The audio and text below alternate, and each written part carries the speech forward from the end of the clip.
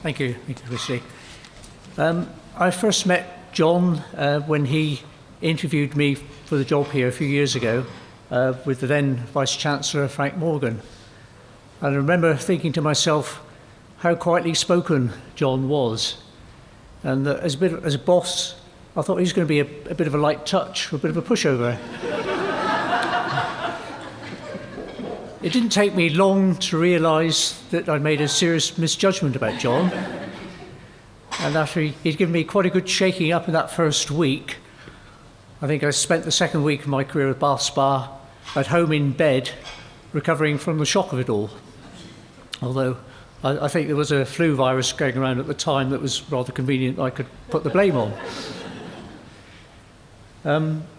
People will recognise John's talents for new systems and software, and perhaps someone who embraces new technology with relish. I understand this may not have always been the case, though, for some years ago with the previous Vice-Chancellor, Brian de Gomez Costa, John and he used to go into his lodge, I understand, and cook meals in the microwave. They'd switched the oven on, but neither were brave enough to face up to the microwaves, and so they used to run out of the kitchen as fast as they could before they had a little ping, and they could go back in again and fetch their meals.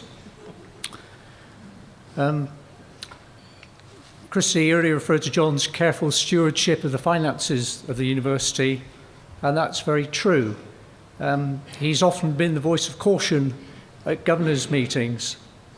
And I can remember a recent conversation where we were trying to deliberate, or governors were deliberating whether to invest in a certain proposal, and one of them finally spoke to say, look, if John says it's okay to spend money, it must be okay.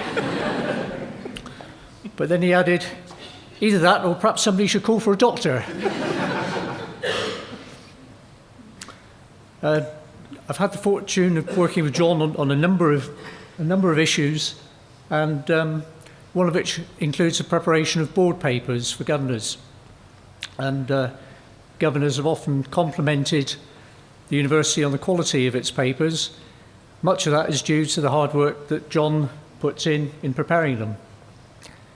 In fact, he once told me that he worked through the night at the university to finish some papers.